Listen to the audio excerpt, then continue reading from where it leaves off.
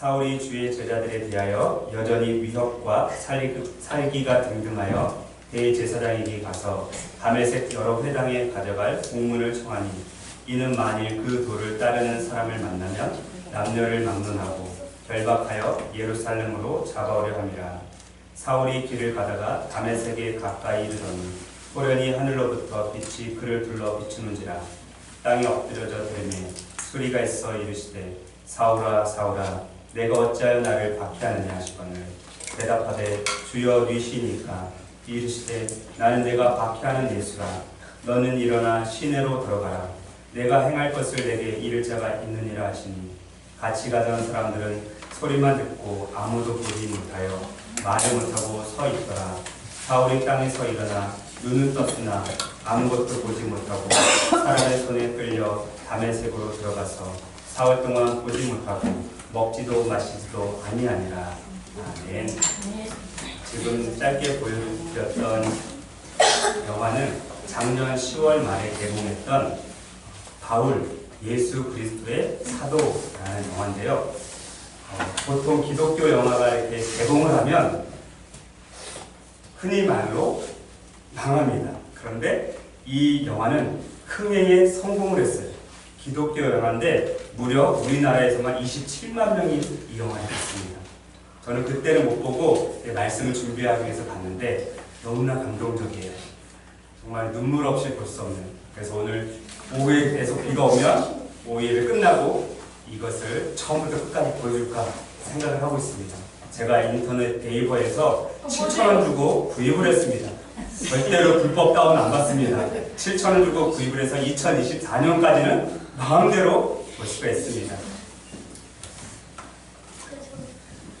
지금 보신 장면은 읽었던 내용의 핵심 부분만 딱 보여드렸는데 영국의 존 스토트라는 아주 유명한 목회자 겸 신학자가 있었는데 다메섹 도상에서 사도 바울의 체험은 교회사에서 가장 유명한 회심이다 라고 그렇게 말을 했습니다. 그래서 제가 그 말을 딱 가지고 와서 오늘 설교 제목을 교회사에서 가장 유명한 회심이라고 그렇게 잡아봤습니다.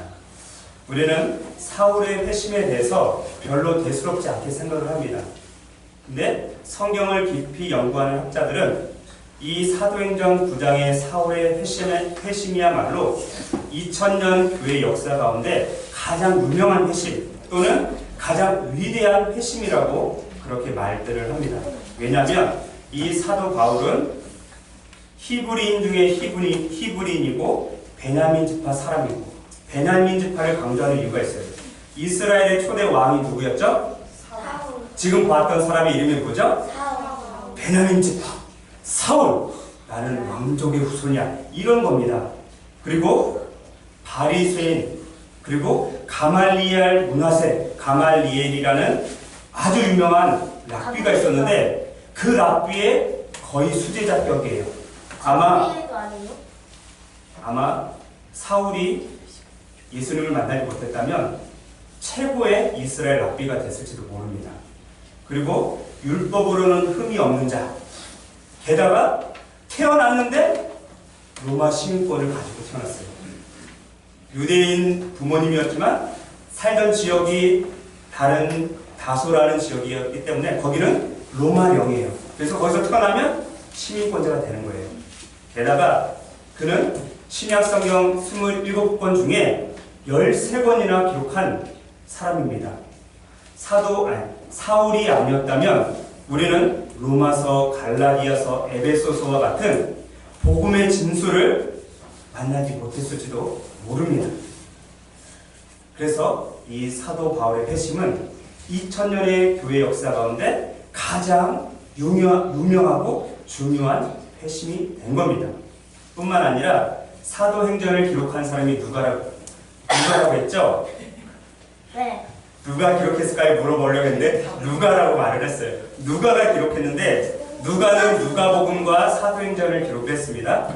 그리고 이 누가가 사도행전을 기록하면서 이 사울의 회심이 얼마나 중요했는지 무려 3번이나 말을 하고 있어요. 지금 읽었던 본문 말씀인 9장 그리고 22장 그리고 26장에 3번이나 사울의 회심에 대해서 말을 하고 있어요. 그만큼 중요하기 때문에 그래요. 일반 역사적으로도 중요했지만, 교회사적으로도 중요했지만, 성경적으로도 너무나 중요했던 사건이 바로 사울의 회심 사건입니다. 그런데 어떤 사람은 무엇 때문에 사울의 회심하게 되었습니까? 라고 물어본다면, 무엇 때문에 사울이 회심하게 되었습니까? 라고 물어본다면 우리는 이렇게 대답할 수밖에 없습니다. 오직 예수 그리스도를 통한 하나님의 주권적인 은혜 때문입니다. 라고밖에 말할 수가 없습니다. 사울은 사도행전에 처음 나오는데 그것도 1장부터 나오는 게 아니라 7장부터 나와요. 우리가 잘 아는 대로 사도행전 7장은 어떤 사건이 있었냐면, 아까 처음에 이마에서 피가 뚝뚝 흘리고 있었던 사람 봤어요? 네. 그 사람 이름이 스데반이에요. 스데반 집사님이 사도행전 7장에서 설교를 하게 돼요. 그리고 그 마지막 장면에 신성 모독죄로 돌에 맞아 죽게 되는데, 사울이라는 청년이 그 맨 앞에서 그 사형 집행을 관할하는 그런 사람이었어요. 왜 이 스데반이 신성 모독죄에 해당하는 그러한 죄를 얻게 되냐면,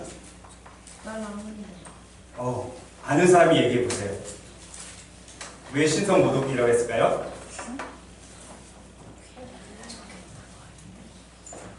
예수가 하나님의 아들이다, 예수가 그리스도다 라고 했기 때문에 신성 모독죄에 걸린 거예요. 그리고 사도행전 7장에 보면 엄청 길게 설교를 하거든요. 한번 들어보세요. 핵심만 얘기할 거예요. 아브라함이 어떻게 갈대아 우르를 떠나게 됐는지부터 쭉 설명을 합니다. 그리고 이삭과 야곱과 요셉, 그리고 애굽에서 있었던 사건을 쭉 설명을 합니다. 그리고 모세와 출애굽 사건을 설명하고 금송아지 사건을 설명을 합니다. 그리고 여호수아를 통해서 가나안 땅에 들어간 때까지 설명을 하고, 다윗과 솔로몬이 어떻게 하나님의 성전을 지었는지까지 쫙 설명합니다. 거기까지는 아무도 뭐라고 하는 사람이 없었어요. 그런데 그 다음 말이 사내들인 공회의 마음을 움직였습니다. 들어보세요. 목이 곧고 마음과 귀에 할례를 받지 못한 사람들아, 당신들도 당신들의 조상과 같이 항상 성령을 거스리고 있어. 당신들의 조상들이 선지자들 중에 누구를 박해하지 않았소? 의인이 오시리라 예고한 자들을 그들이 죽였고, 이제 당신들은 그 의인을 잡아준 자요 살인한 자가 되었고, 그뿐만 아니라 당신들은 천사가 전한 율법을 받고도 지키지 않았소. 이 스데반이 말했던 의인이 바로 예수 그리스도입니다. 그 예수 그리스도를 당신들이 죽이지 않았소? 라고 하니까 거기 앉아 있었던 사내들인 공의의 의원들이 뚜껑이 열린 겁니다. 그래서 스데반을 잡아서 밖으로 내미치고 더 이상 참지 못하고 돌을 들어서 사람들이 던집니다. 그런데 스데반이 돌에 맞아 죽으면서 이렇게 얘기합니다. 보라, 하늘이 열리고 인자가 하나님의 우편에 선 것을 내가 보노라 라고 그렇게 얘기합니다. 신성 모독죄에 적용되었던 스데반을 돌로 쳐 죽이고, 그때 증인들이 스데반의 옷을 벗겨서 이 사울에게 줍니다.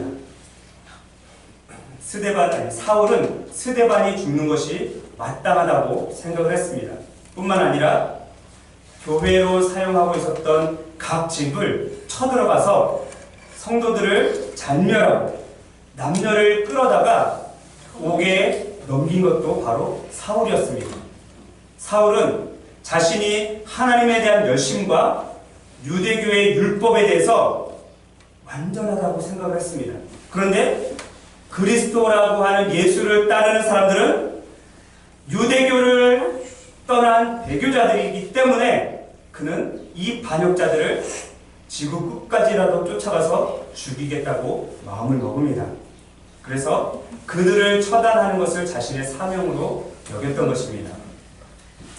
하나님에 대한 열심과 사명감으로 불탔던 사울이 여전히 위협과 살기 등등한 채 대제사장들에게 가서 다메섹으로 갈 공문을 청합니다. 한 신학자가 이렇게 얘기하는데, 사울이 대제사장에게 간 목적은 기독 신자들을 체포할 권한을 받기 위함이었다. 그 당시 대제사장들이 주재하고 있었던 사내들인 공의회는 종교 사무에 있어서만은 로마 정부의 간섭 없이 단독적으로 사람을 체포하거나 감금할 수 있었다. 그러니까 다른 것들은 로마의 허락을 받아야 되지만 유대교, 종교에 관한 문제만큼은 로마 허락 없이 대제사장이 할 수 있었다는 겁니다. 그래서 이 사울이 대제사장에게 가서 공문을 가지고 갔는데 마치 종교 경찰처럼 체포영장을 들고 다메섹으로 가려고 했던 것입니다. 사울이 대제사장에게 요청한 공문은 자칭 그리스도를 따르는 사람을 만나면 남녀를 불문하고 결박해서 예루살렘으로 잡아와라 라는 내용이 써 있었을 것입니다. 그리고 그 내용이 이제 9장 1절과 1절부터 쭉 기록이 되는데 1장과 2절을 같이 한번 읽어보겠습니다. 9장 1절 2절 시작. 사울이 주의 제자들에 대하여 여전히 위협과 살기가 등등하여 대제사장에게 가서 다메섹 여러 회당에 가져갈 공문을 청하니, 이는 만일 그 도를 따르는 사람을 만나면 남녀를 막론하고 결박하여 예루살렘으로 잡아오려 함이라. 아멘. 이 성경을 기록했던 누가는 사울이 그리스도인들에 대해서 여전히 스데반을 죽일 때부터 살기가 등등했죠. 근데 지금도 여전히 위협과 살기가 등등하여 라고 그렇게 기록을 합니다. 사울은 스데반을 죽일 때 가장 앞에서 진두지휘를 했던 사람이었습니다. 그리고 지금도 여전히 위협과 살기가 넘쳤는데 여기서 말하는 위협은 협박. 너 예수 믿으면 죽을 줄 알아? 협박. 그리고 살기는 죽임 또는 살인입니다. 너 예수 믿을 거야? 그럼 넌 죽일 거야. 이런 겁니다. 위협과 협박의 말을 하고 있는 것입니다. 사울은 마치 사나운 짐승처럼 며칠 굶은 사자가 양이나 또는 염소나 또는 뭘 좋아하죠? 돼지? 돼지는 아닌 것 같아요. 말이나 좀 이게 야생에 있는 걸 좀 생각해 보세요. 그래, 양이나 염소나 또 알파카, 사슴, 그래요. 사슴 이런 것들을 먹이로 먹잖아요. 근데 며칠 동안 굶었어요, 사자가. 그러면 어떻게 해요? 그럼 물고 나가요. 찾아보고. 그렇죠. 사울의 모습이 바로 이 며칠 굶은 사자와 같은 모습인 겁니다. 눈에 도끼가 살아있고 살기가 등등해서 그리스도인들 너희들 잡히기만 해봐라. 너희는 내 손에 죽었어. 이런 모습인 겁니다. 이제 체포영장을 들고 몇몇 사람들과 함께 다메섹으로 가는데 며칠을 쉬지 않고 달렸는지 모릅니다. 근데 갑자기 하늘에서 빛이 그들을 둘러덮었는데 3절 말씀을 보시면 한번 보세요. 사울이 길을 가다가 다메섹에 가까이 이르더니 호련히 하늘로부터 빛이 그를 불러 비추는지라 라고 그렇게 되어 있죠. 같은 내용을 기록하고 있는 26장 13절에는 정오가 되어 길에서 보니 하늘로부터 해보다 더 밝은 빛이 나와 내 동행들을 불러 비추는지라. 여러분, 우리 대한민국의 한여름에 낮 12시에 길을 가면 어때요? 반가워요. 낮 12시에 길 가본 친구들 있어요? 어린이 여러분은 학교에 있으니까 아니면 집에 있으니까 별로 못 느끼겠지만 이 용인보다 서울은 더 뜨거워요. 왜냐하면 이 아스팔트에서 열기가 올라오기 때문에 한여름에 낮 12시에 아스팔트 길을 걷는다는 것은 거의 그래요. 엄청 힘들어요. 근데 중동지방, 이스라엘이 있는 중동지방은 여름이 아니라 겨울에도 밖에 나가면 헉 하는 소리와 함께 땀이 순식간에 줄줄 나와요. 11월 달에도 12월 달에도. 그런데 눈이 없어. 그 나라 사람들은 낮 12시부터 3시까지는 아무 일도 안 합니다. 만약에 낮 12시부터 3시까지 일하는 사람은 이렇게 된 사람이에요. 이렇게 된 사람이에요. 표현만 해도 알아듣죠? 이렇게 된 사람이에요. 그런데 사도행전 26장 13절에 보니까 정오에, 그것도 낮 12시에 가장 뜨거운 시간에 다메섹으로 가고 있었대요. 이렇게 된 거죠. 그런데 햇빛보다 더 밝은 빛이 하늘에서 비쳤대요. 여러분들 그냥 햇빛 봐봤어요? 그냥? 햇빛 보면 못 보여. 그래요. 못 보고 절대 보면 안 돼요. 보면 안 돼요. 그래, 실명할지도 몰라요. 그런데 그 햇빛보다 더 밝은 빛이 하늘에서 비쳤대요. 햇빛은 태양에서 나오잖아, 태양아. 태양보다 더 밝은 빛이라고. 그 빛이 비춘 거예요. 사울은 이전까지 그런 일을 한 번도 경험한 적이 없었습니다. 이것은 아주 놀라운 일이었는데 실제로 일어났던 사건입니다. 박윤선 목사님이 호련히 하늘로서 빛이 사울을 둘러 비춘 것은 하나님께서 임재하신 영광이다. 이처럼 빛 가운데 하나님의 아들 예수 그리스도의 임하심은 진노의 표현이 아니고 사울을 불러 사도로 세우시기 위함이었다. 이 태양보다 더 밝은 빛은 하나님의 영광의 상징이었다는, 임재의 상징이었다는 것이에요. 그래서 하나님께서 은혜로 사울을 만나 주신 것입니다. 그 밝은 빛 때문에 사울이 땅바닥에 엎드려졌는데 하늘에서 소리가 들립니다. 사울아, 사울아, 내가 어찌하여 나를 핍박하느냐? 사울이 대답합니다. 주여, 누구십니까? 나는 내가 박해하는 예수라. 너는 일어나 시내로 들어가라. 내가 행할 것을 내게 이를 자가 있느니라. 사울은 예수님을 단 한 번도 만나본 적이 없습니다.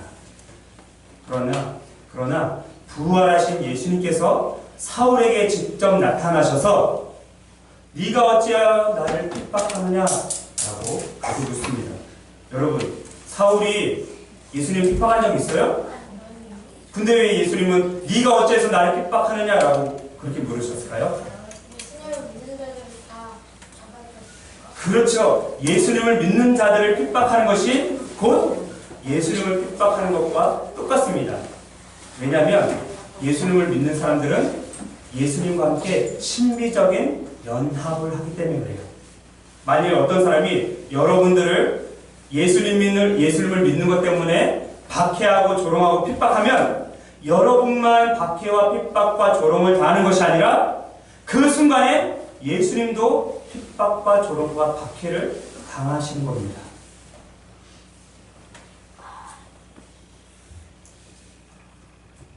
사울은 예수님의 음성을 직접 들었습니다. 그리고 부활하신 예수님을 만난 것입니다. 이 다메섹 도상에서 극적으로 회심을 했습니다. 그래서 많은 학자들이 교회사에서 가장 유명한 회심이었다라고 그렇게 말을 하는데, 이 사건이 있은 후에 나중에 사울이 다른 성경을 기록하면서 고린도전서 15장에 이렇게 당시에 있었던 사건을 고백합니다. 한번 들어보시기 바랍니다. 내가 받은 것을 먼저 너희에게 전하였노니 이는 성경대로 그리스도께서 우리 죄를 위하여 죽으시고 장사 지낸 바 되셨다가 성경대로 다시 사흘 만에 살아나서 게바에게 보이시고, 게바가 누구죠? 그래요. 베드로의 다른 이름이 게바예요. 게바에게 보이시고 후에 12제자에게와 맨 나중에 만삭되지 못하여 난 자 같은 내게도 보이셨느니라. 사도 바울을 얘기하는 거예요. 사도 바울은 칠삭동이었어요. 7개월 만에 태어났어. 그래서 자기는 만삭되지 못하였다. 10개월 만에 태어나야 되는데 7개월 만에 태어나서 나는 만삭되지 못했다라고 고백을 하는 거예요. 그리고 이렇게 고백합니다. 나는 사도 중에 가장 작은 자라. 나는 하나님의 교회를 박해하였으므로 사도라 칭함 받기를 감당하지 못할 자니라. 그러나 내가 나 된 것은 하나님의 은혜로 된 것이니 내게 주신 그의 은혜가 헛되지 아니하여 내가 모든 사도보다 더 많이 수고하였으나 내가 한 것이 아니요 오직 나와 함께 하신 하나님의 은혜로라.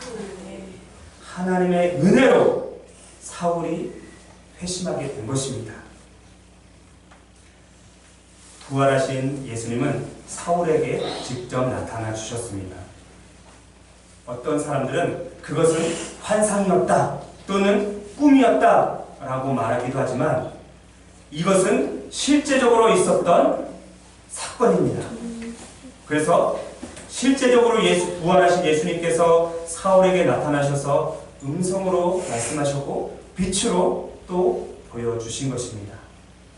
결국 사울은 눈뜬 장님처럼 아무것도 보지 못한 채 사람들의 손에 이끌려서 다메섹에 들어갔고 사흘 동안, 사흘은 3일이에요. 3일 동안 보지도 못하고 먹지도 못한 채 그렇게 지내다가 아나니아라는 사람을 통해서 눈이 뜨이게 됩니다. 그리고 아나니아에게 세례를 받고 그때부터 음식을 먹고 건강을 회복하게 됩니다. 그리고 그날부터 죽을 때까지 이 사울은 예수님은 그리스도시오, 예수님은 죽은 자 가운데 다시 부활하신 하나님의 아들이십니다 라고 그렇게 증언하면서 살아갔습니다. 3년 전에 로마에 갔더니 로마에 사도 바울이 죽었던 순교 현장이라고 이렇게 기념 예배당을 만들어 놨는데 사도 바울을 로마 군사가 목을 탁 쳤습니다. 이 영화, 아까 본 그 영화 끝에 사도 바울이 죽는 장면이 딱 나오는데 저 속으로 3번 튀길까?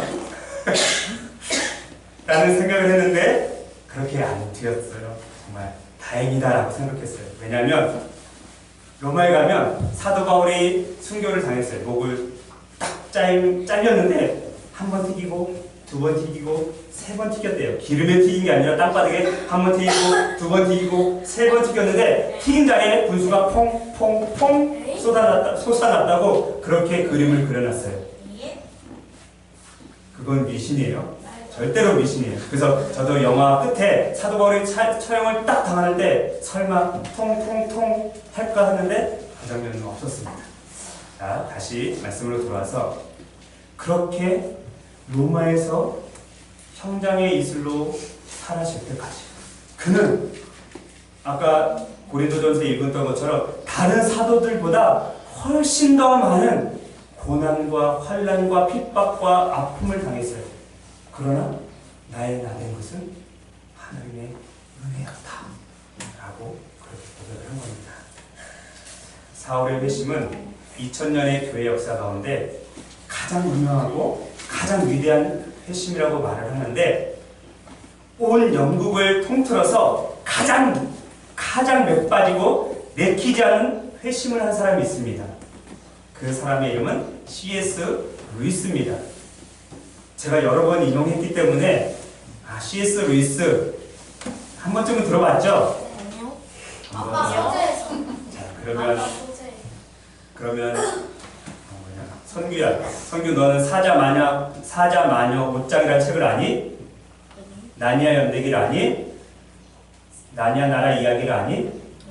몰라요. 사자마녀 옷장을 쓴 작가가 C.S. 루이스란다. 이제는 기억해. 영어를 쓰는 사람들은 C.S. 루이스를 모르는 사람이 한 명도 없거든요. 아니다. 이제 근데 그분은 옥스포드 대학교에서 영문학을 가르치는 교수였고 케임브리지 대학에서 르네상스 문학과 중세문학을 가르쳤던 아주 유명한 교수님이었어요. 그런데 그분이 나중에 책을 썼는데 자서전을 써요. 예기치 못한 기쁨이라는 자서전을 쓰는데 그 자서전에 자신이 회심할 때 그 상황을 기록해요. 들어보세요. 1929년 여름학기에 나는 드디어 항복했고 하나님이 하나님이시라는 사실을 인정했으며 무릎을 꿇고 기도했다. 아마 그날 밤의 회심은 온 영국을 통틀어 가장 맥빠진 회심이다 내키지 않는 회심이었을 것이다. 옥스퍼드 대학교에서 연구실이 있잖아요. 자기 연구실에서 연구하다가 예수님을 만난 거예요. 그래서 어쩔 수 없이 무릎을 꿇은 거예요. 자기는 회심하고 싶지 않은데 하나님이 강권적으로 역사하니까 어쩔 수 없이 회심을 한 거예요. 그래서 온 영국을 통틀어서 가장 맥빠진 회심이자 내키지 않는 회심이었다 라고 자기가 자서전에 이렇게 써놓은 겁니다. 그런데 놀라지 마세요. 이 C.S. 루이스가 회심을 한 후에 영어를 쓰는 나라에서 영국을 비롯해서 미국에서 기독교 변증가로 살다가 죽었는데 사도 바울하고 비슷한 나이에 죽었어요.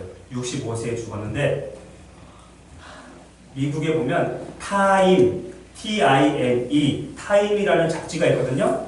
그 타임이라는 잡지에서 이 C.S. 루이스에 대해서 이렇게 한 줄로 평했어요. C.S. 루이스는 의심할 여지 없이 20세기 최고의 기독교 변증가이다. 여러분들은 뭐 C.S. 루이스가 뭐야? 누구야? 라고 할지 모르겠지만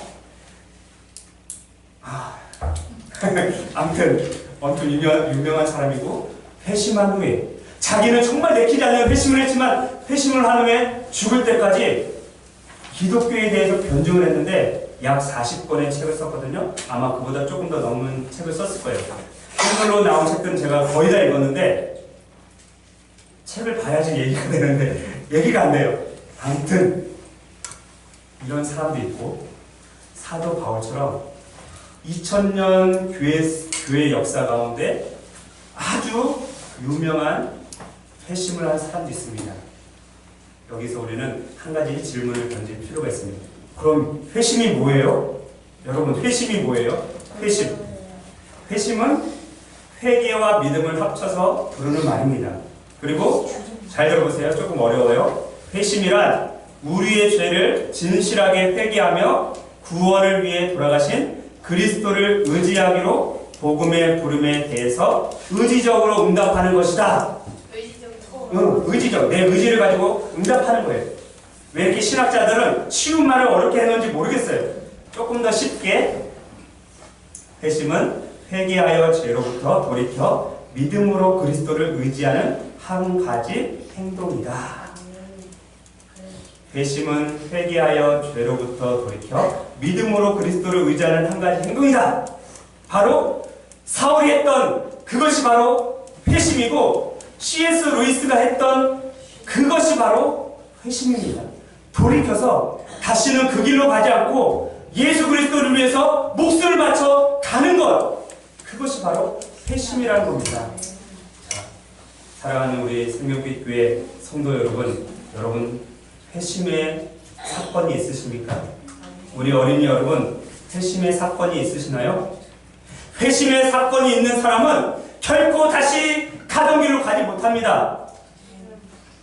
아직 회심의 사건이 없으면 가던 길로 갈 수 있습니다. 그리고 그렇게 가고 또 가게 됩니다. 저는 중학교 3학년 때 회심을 하였습니다. 지금으로부터 계산을 해보니까 정확히 30년 전이었습니다. 1991년 7월 어느 날, 정확한 날짜는 모르겠어요. 1991년 7월 어느 날, 아니면 1990년 7월 어느 날 여름 수련회 준비 기간에 정말 뜨겁게 기도했어요. 제가 언제 한번 얘기한 적 있죠? 이 조그만 저기 유아실보다 더 작은 방에 학생회실이었는데 거기서 10명 남짓 학생들이 모여서 주여 주여 주여 3번 부르고 기도하는데 가운데 커다란 탁자가 있었어요. 얼마나 세게 쳤는지 나중에 몇 년 지나서 어떤 제 친구가 결혼식이 있어서 갔었는데 그때 같이 현장에 있었던 선배가 그 책상에 아직도 있었어요. 그때 야 성기야 그때 네가 구멍낸 책상 아직도 있다. 사실 저는 다른 사람은 다 방언으로 기도하고 막 울부짖으면서 기도하는데 저는 기도가 너무 안 됐어요. 주님 저도 만나주세요. 저도 방언하게 해주세요. 그렇게 쳤더니 구멍이 난 거예요. 손은 구멍 안 났어요. 다행히. 그런데 놀랍게 그렇게 울부짖으며 기도했는데 하나님이 그런 기도도 받아주셨어요. 그리고 그날 만나주셨어요. 회심의 사건이 없는 사람은 왔던 길을 그냥 갑니다. 그러나 사울처럼 회심의 사건이 있는 사람은 절대로 왔던 길을 가지 못합니다. 그래서 예수 그리스도를 위해서 복음의 증인된 삶을 살아가게 됩니다. 사랑하는 우리 생명교회 성도 여러분, 그리고 어린 여러분, 혹시 아직까지 회심의 경험이 없는 분이 계시다면 지금 바로 오늘 이 시간에 주님 앞에 기도하시기 바랍니다. 주여 3번 부르지 않아도 됩니다. 아까 C.S. 루이스도 나는 마지못해서 나는 하기 싫었는데 억지로 한 거다 라고 회심해도 상관없습니다. 회심했느냐 회심하지 않았느냐, 회심의 경험이 있느냐 회심의 경험이 없느냐, 그것이 중요한 겁니다. 사도 바울처럼 그런 세계사적으로 기독교 역사적으로 놀라운 회심이 아닐지라도 정말 냉랭하고 밋밋한 회심일지라도 회심의 사건을 경험한 자만이 땅끝까지 이르러 예수 그리스도의 복음의 증인되는 그러한 삶을 살아갈 수가 있습니다. 그러한 은혜가 저와 우리 모두에게 있기를 간절히 바라겠습니다. 기도하겠습니다.